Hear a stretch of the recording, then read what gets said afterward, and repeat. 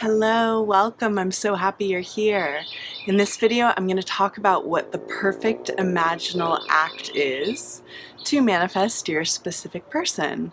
So what you should be or you can be doing in your imaginal act to make sure that you're properly living in the end and you're properly impressing your subconscious mind with the end result of being with your specific person. What does that imaginal act look like? What does it feel like? What is it? Before I jump into the video, please make sure you're subscribed to my channel, and also know that I offer one-on-one sessions, and I also offer lots of self-study manifesting courses. There are lots of courses down there, probably 10 courses down there, and quite a few of them are to manifest a specific person, so you can have a look below. Okay, so let's jump in. What is the perfect imaginal act to manifest your specific person? Well, there's a couple points that I want to cover in this video.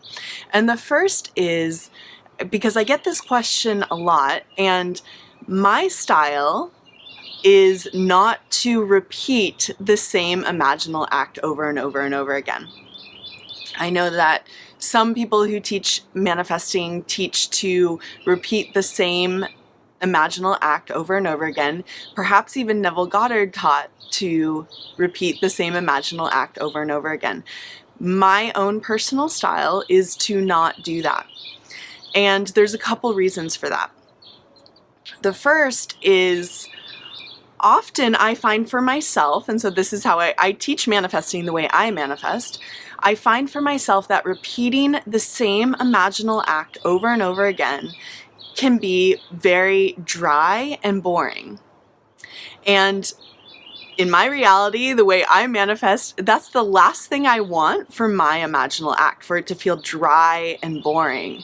I actually want it to feel alive and juicy and fun and exciting. I want it to evoke deep and fun and delicious feelings inside of me. So there's almost like a forced quality to trying to think about the same scene over and over and over again. So I do not manifest this way. So I'm not saying you can't manifest this way. Of course, you can manifest any way you want, but I personally do not repeat the same scene over and over again. So having said that, what is the perfect imaginal act in the way that I do it?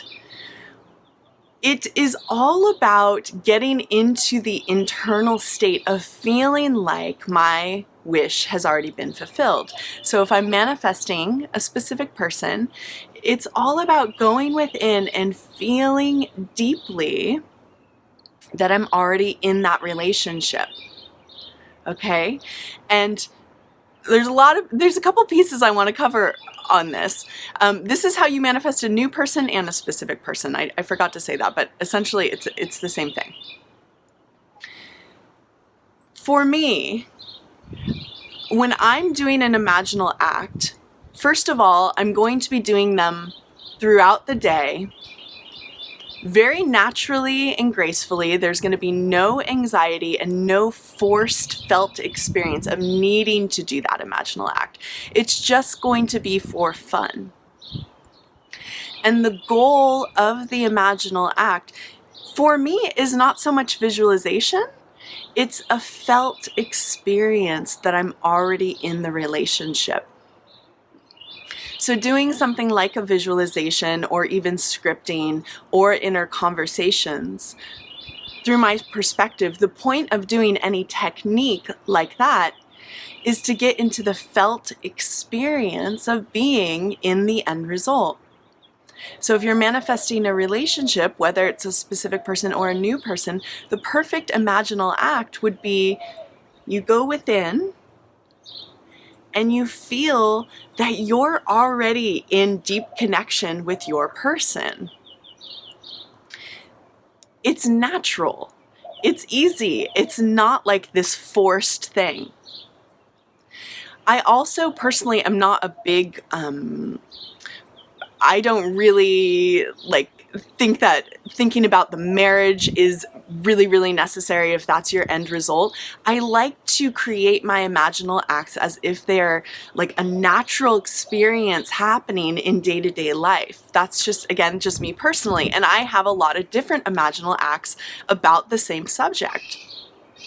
So if I were manifesting a specific person, I could, in the morning, let's say, while I'm still in bed, go within and feel my specific person very close to me, feel my specific person in bed with me, feel my specific person cuddling me. That would be one particular imaginal act, and it feels like they're here. Inside and in my imagination and in this imaginal act, it feels like they are here. Then I'll probably go about my day. You know, as maybe you know, because I talk about it in some of my videos, like every morning I walk and go get coffee. So maybe I'll go out and walk to go get coffee in the morning, and I'll be thinking thoughts such as, oh, I love my partner. My partner is so amazing. We are so happy in our relationship together. This is more of an inner conversation, but that's still an imaginal act. There may not be even a strong visualization there, but it's still an imaginal act. And that inner conversation is going to evoke the feeling of, I'm with my person.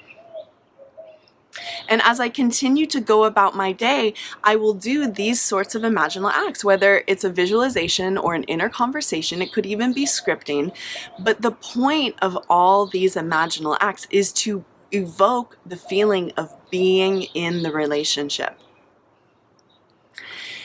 You can, I'm starting to talk about this in a lot of videos because I get this question, and I find that people are confused about this a lot. You can be thinking, I'm with my specific person. You can be thinking, I'm going to be with my specific person. Those are both living in the end. You know, it does not have, you do not have to choose one point in time and just focus only on that point in time. You just have to focus on the felt experience of we're together or we're going to be together. And as long as your dominant inner experience is feeling we're together or we're going to be together, as long as that's primarily what you're thinking and feeling when it comes to your specific person, it's going to manifest. I teach all of my clients to do continued visualizations and inner conversations throughout your day, very naturally, very softly, but this creates an ongoing living in the end experience. People often ask me, how often do I have to visualize, or how often do I have to do living in the end? And I'm like, you got to do it all of the time. And what that means is living in the end means you literally feel in a very strong way that this end result has already happened.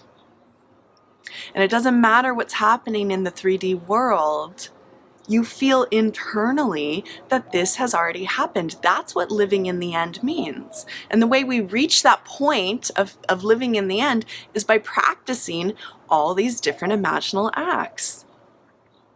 And so again, just going over it one more time, the perfect visualization in my mind, the perfect imaginal act in my reality is simply closing your eyes. You don't even have to close your eyes, but closing your eyes, going deep within, conjuring up a felt experience that you're in the relationship right now.